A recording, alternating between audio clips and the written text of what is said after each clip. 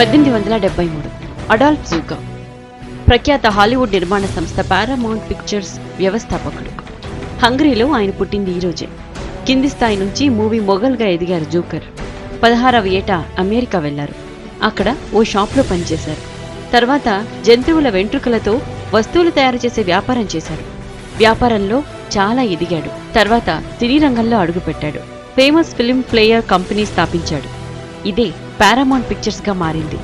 103 ఏళ్లు జీవించిన Zukor 1976 June 10న కన్నుమూశాడు. విలియం కెనడీ డిక్సన్ సీన్స్ ను క్యాప్చర్ చేసే తొలి కెమెరా ఆవిష్కర్త. ఈ ఆవిష్కరణకు ఆయన పేటెంట్ పొందింది ఈ రోజే.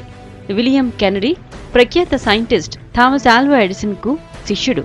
ఆయన శిష్యరికంలోనే విలియం కెమెరా రూపకల్పన నేర్చుకున్నాడు. 1935 దేశంలో సైన్స్ అవసరాలను తీర్చడానికి ఏర్పడిన సంస్థ ఇండియన్ నేషనల్ సైన్స్ అకాడమీ. దీన్ని స్థాపించింది ఈ రోజే. మొదట్లో దీన్ని నేషనల్ ఇన్స్టిట్యూట్ ఆఫ్ సైన్సెస్ ఆఫ్ ఇండియాగా పిలిచేవారు. 1970లో దీని పేరు మార్చారు. 1945లో భారత ప్రభుత్వం దీన్ని గుర్తించింది. అంతర్జాతీయ స్థాయిలో దీనికి గుర్తింపు ఉంది. ఈ అకాడమీ పలు విభాగాల్లో పనిచేసిన సైంటిస్టులకు ఏటా 54 అవార్డులను ప్రకటిస్తుంది. 1954 మెషిన్ ట్రాన్స్లేషన్. మాతృభాష నుంచి మరొక భాషలోకి యంత్రం అనువదించే విధానమే మిషన్ ట్రాన్స్లేషన్. ఈ విధానాన్ని IBM, జార్జ్ టౌన్ సంస్థలు అభివృద్ధి చేశాయి.